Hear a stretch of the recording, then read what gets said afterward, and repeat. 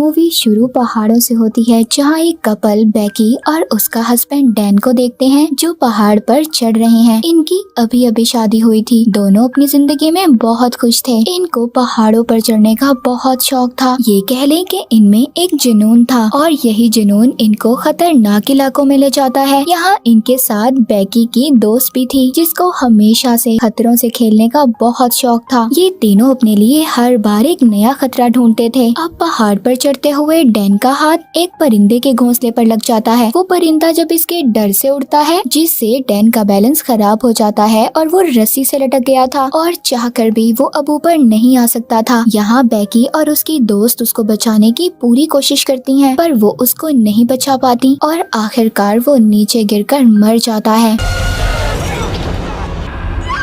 जिसके बाद हमें 1 साल बाद का सीन दिखाया जाता है। बेकी अभी भी अपने हस्बैंड की मौत के गम में थी और उसने अभी तक अपने पास डैन की अस्थियों यानी उसकी जली हुई हड्डियों को रखा हुआ था और साथ ही साथ वो अब शराबी भी बन गई थी, जिस वजह से उसकी जिंदगी पूरी तरह खराब हो रही थी। बेकी के डैड अपनी बेटी की ऐसी हालत देखकर काफी ज्यादा परेशान थे, इसीलिए बहुत टाइम के बाद वो उसकी सबसे अच्छी दोस्त को बुलाते हैं, जिसका नाम हंटर था, जो इसके और इसके हस्बैंड डैन के साथ पहाड़ों पर चढ़ाई किया करती थी। अपने हस्बैंड की मौत के बाद वो अपनी दोस्त से 1 साल बाद मिली थी। उसकी दोस्त हंटर कहती है, चलो ना हम दोबारा से कहीं चढ़ाई करते हैं, हमारा तो ये शौक था ना, तुम मेरे साथ चलो, तुम्हें अच्छा लगेगा। वो उसको एक पुराना टावर दिखाती है जो 2000 फीट लंबा था और ये टावर सहरा में था। वो कहती है, तुम मेरे साथ वहाँ जाना, जहाँ पर जाकर तुम अपने हस्बैंड की राख को ऊपर से बखेर देना, तुम्हें अच्छा लगेगा और उसकी आत्मा को भी सुकून मिलेगा। बेकी सब बातों के बारे में बहुत सोचती है और आखिरकार वो ये फैसला करती है कि वो हंटर के साथ जाएगी। ये उसके साथ एंजॉय करना चाहती थी। दोनों अब अपने सफर पर निकल जाती हैं।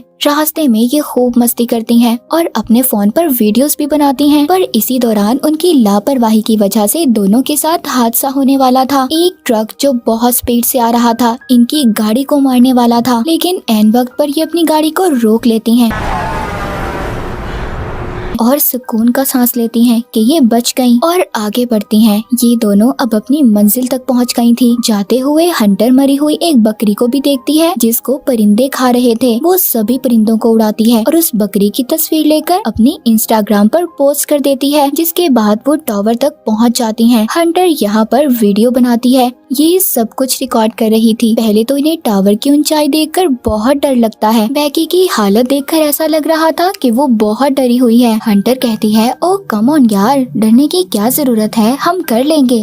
Let's do this. वो अपने आप को रस्सी से बांधती है और बेकी को भी। फिर ये ऊपर चढ़ना शुरू करती हैं, लेकिन बेकी ऊपर चढ़ते हुए सब महसूस कर रही थी। पुराने जंग लगे टावर और उसकी सीढ़ी की आवाज जब ये ऊपर चढ़ रही थी। बेकी को डर तो लग रहा था, पर वो ऊपर चढ़ती रहती है। काफी ज्यादा ऊपर चढ़ने पर हंटर उसको बताती है कि हम आधे टावर पर चढ़ चुके हैं, यानी कि उन्होंने 1000 फीट को पूरा कर लिया था। वो इतनी ऊंचाई पर चढ़ गई थी जितनी आईफल टावर की ऊंचाई हो। यहाँ पर हवा भी बहुत तेज चल रही थी क्योंकि ये बहुत ज्यादा ऊंचाई पर थी और इन्होंने एक सीढ़ी को भी पकड़ लिया था। हंटर कहती है, बस थोड़ा सा दूर, हम लोग जल्दी अपनी मंजिल तक पहुंच जाएंगे। पर बेकी जब नीचे देखती है कि वो इतनी ऊपर आ गई हैं, उसको डर लगने लगा था। इस बात पर हंटर सीढ़ी को हिलाकर उसके साथ मजाक भी करती है, जिससे वो बहुत डर जाती है। मगर अब आहिस्ता आहिस्ता इतने ऊंचे टावर पर ये दोनों चढ़ गई थी, लेकिन इसी दौरान इस टावर की सीढ़ी का एक पेंच निकल जाता है जो इन्हें नहीं पता चलता। ये तो अपनी खुशी मनाने में लगी हुई थी। हंटर अपना ड्रोन कैमरा निकालती है और सब कुछ रिकॉर्ड करती है। बेकी भी अपने दोस्त के साथ खुश थी, पर हंटर यहाँ पर नहीं रुकती। वो टावर से लटक जाती है और बेकी से कहती है कि मेरी तस्वीर बनाओ, और साथ ही साथ वो बेकी को भी ऐसा करने का कहती है। उसे डर तो लग रहा था, पर अपने डर पर काबू पाते हुए वो हंटर की बात मान लेती है और लटक जाती है और लटक कर वो भी तस्वीर बनाती है, जिसके बाद हंटर उसको गले लगा लेती है। यहाँ पर बेकी अपने हस्बैंड की राख को हवा में उड़ा देती है। अब इसको कुछ सुकून मिला था और दोनों उसके बारे में याद करने लगती हैं। जब सब कुछ खत्म हो गया था, ये वापस जाने का फैसला करती हैं। ये अपना सारा सामान पैक करती हैं। बेकी जैसे ही अपना बैग लेकर नीचे उतरती है, पुराने टावर की जंग लगी सीढ़ी टूट गई थी। बेकी लटक जाती पर हंटर ने किसी न किसी तरह उसे ऊपर खींच लिया था। पर बैगी का बैग नीचे टावर के एंटीना पर लटक जाता है, जिसमें इनका ड्रोन कैमरा और खाने पीने का सामान था। वो अब इनकी पहुंच से दूर हो चुका था। बैगी घबराने लगती है। दोनों अपना फोन भी चेक करती हैं, पर यहाँ ऊंचाई पर फोन में सिग्नल्स ही नहीं थे। तभी उनको टावर पर से एक फ्लेयर गन और दूरबीन मिलती है। हंटर कहती है, अभी इसका हमें क्या फायदा, हम इस वक्त अगर गन को चलाएंगे भी तो क्या फायदा होगा। बैगी थोड़ा घबरा जाती है जब वो देखती है कि उसकी टांग पर जख्म हो गया था। हंटर उसको पट्टी बांधती है। अब ये दोनों करती भी तो क्या करती, उधर ही बैठकर व्लॉग अपनी वीडियो को खत्म करती हैं। कुछ घंटों के बाद हंटर दूरबीन से देखती है उधर थोड़ी ही दूर एक गाड़ी खड़ी है। ये लोग उन्हें मदद के लिए नहीं बुला सकती थी। तभी हंटर अपना फोन चेक करती है। जो पोस्ट इसने मरी हुई बकरी की थोड़ी देर पहले की थी, उस पर लोगों के लाइक और कमेंट्स थे। मतलब उस वक्त जमीन पर सिग्नल्स थे। हंटर अब मदद के लिए एक मैसेज लिखती है और अपनी आईडी पर पोस्ट कर देती है। अपने फोन को रस्सी से बांधकर थोड़ा सा नीचे करती है ताकि सिग्नल्स आ सकें और इसकी पोस्ट को देखकर इसके फॉलोअर्स इनकी मदद को आए। पर अभी भी फोन पर सिग्नल्स नहीं थे और इनका मैसेज भी पोस्ट नहीं हुआ था। अब खुद लटककर फोन नीचे करने का फैसला करती है, लेकिन उनका मैसेज अभी भी पोस्ट नहीं होता। अब हंटर ये सोचती है कि वो अपने फोन को नीचे फेंक देगी, पर पहले ये उसे अपनी जुराब में डालती है और फिर अपने जूते में, ताकि इसका फोन जमीन पर गिरने से टूटे ना। और फिर ये अपने फोन को नीचे फेंक देती है, जिससे कि जमीन पर सिग्नल्स आएंगे और इसकी पोस्ट तो सेंड हो ही जाएगी। हंटर जब दूरबीन से देखती है तो जमीन पर इसको एक आदमी और उसका डॉग नजर आता है, जो अपने फोन पर किसी से बात कर रहा था। इसीलिए यहाँ पर बैगी जल्दी से अपना जूता फेंक देती है ताकि वो आदमी कुछ नोटिस करे, मगर वो कुछ नहीं करता और चला जाता है। लेकिन बैगी यहाँ पर गन चलाने लगती है। हंटर उसको रोक देती है और कहती है, सूरज डूबने का इंतजार तो करो, हमें कोई ना कोई तो बचाने आएगा। रात हो गई थी। बैगी अपना वक्त गुजारने के लिए अपनी पुरानी वीडियोस देखती है, जिसमें वो अजीब बात नोटिस करती है कि हंटर उसको और उसके हस्बैंड को अजीब नजरों से देख रही थी। लेकिन तभी हंटर उसको फ्लेयर गन चलाने का बोलती है और साथ ही वो अपने फोन की लाइट को जलाकर इधर उधर करने लगती है। तभी उन्हें दो आदमी देख लेते हैं, पर वो उनकी मदद नहीं करते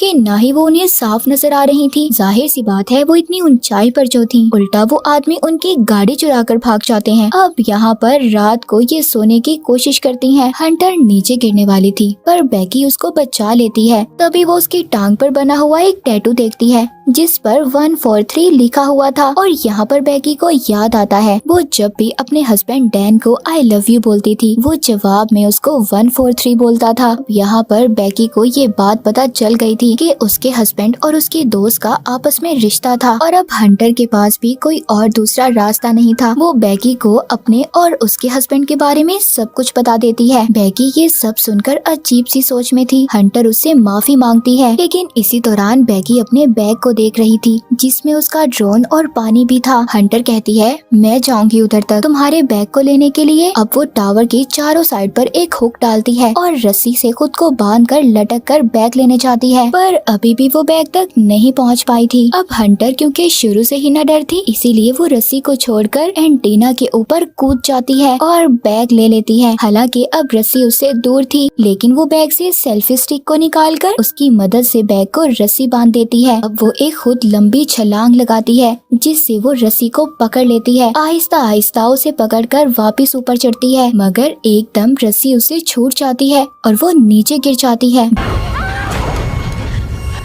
बैगी ये देखकर रोने लगी थी, पर जब वो थोड़ा सा नीचे की तरफ देखती है तो हंटर लटकी हुई थी। मतलब वो अभी भी जिंदा थी, मगर अब उसके हाथ जख्मी हो गए थे। वो अब खुद से ऊपर नहीं आ सकती थी। बैगी अपनी पूरी ताकत लगाती है उसको ऊपर खींचने में। आखिरकार उसने अपनी दोस्त को बचा लिया था। वो बैग से पानी निकाल कर पीती है, जिसके बाद वो एक नोट लिखती है और उसको ड्रोन पर लगाकर उड़ा देती है। मगर बदकिस्मती से जैसे ही वो थोड़ा सा आगे जाता है, उसकी बैटरी खत्म हो गई थी, जिस वजह से इन्हें उसको वापस बुलाना पड़ता है। अब रात हो गई थी। बैगी रात को देखती है कि उसकी दोस्त हंटर नीचे गिरकर मर चुकी है और उसकी लाश को परिंदे नोच नोच कर खा रहे हैं। पर जैसे ही वो जागती है, उसको पता चलता है ये तो सिर्फ उसका एक ख्वाब था। टावर के ऊपर चलती हुई लाइट को देखती है, तभी इसको आइडिया आता है कि वो ऊपर जाकर ड्रोन की बैटरी को चार्ज करेगी। अगली सुबह ये ऐसा ही करती हैं। बेकी ऊपर जाकर ड्रोन को चार्ज करती है और उस वक्त तक लटकी रहती है जब तक ड्रोन चार्ज न हो जाए, जिसके बाद ये नीचे आती है। अब ये एक पेपर पर नोट लिखती हैं और उसको ड्रोन पर लगाकर उड़ा देती हैं। ये अपने ड्रोन को एक घर की तरफ भेजती हैं। इससे पहले ड्रोन घर तक पहुंच पाता गाड़ी से टकराकर टूट जाता है। ये यहाँ पर एक दिन इसी उम्मीद में गुजार देती हैं कि कोई इनकी मदद के लिए आएगा। बेकी की हालत बहुत ज्यादा खराब हो चुकी थी। अब वो एक दिन भी यहाँ नहीं गुजार सकती थी। तभी वो हंटर से उसका जूता मांगती है ताकि वो अपने फोन को नीचे फेंक सके दोबारा से मैसेज लिखकर, क्योंकि उसके पास कोई और दूसरा रास्ता नहीं था। पर हंटर उसको मना कर देती है। यहाँ पर हमें पता चलता है कि हंटर तो उसके साथ ही नहीं, वो तभी नीचे गिरकर मर गई थी जब वो बैग लेने के लिए गई थी। और बेकी का सिर्फ एक ख्याल था कि हंटर उसके साथ है ताकि वो खुद को अकेला महसूस ना करे। जब वो नीचे देखती है तो उसकी दोस्त हंटर की लाश परिंदे खा रहे थे। बेकी अब बहुत ज्यादा रोती है। अपने डैड के लिए एक मैसेज रिकॉर्ड करती है, एक आखिरी मैसेज। उसको भी अब ये उम्मीद नहीं थी कि वो बच पाएगी। अब सुबह हो जाती है। एक दिन और गुजर गया था। तभी एक परिंदा उसकी टांग पर निकलता हुआ खून देखकर उसे खाने आ जाता है। बेकी उस परिंदे की गर्दन तोड़कर उसे कच्चा खा जाती है,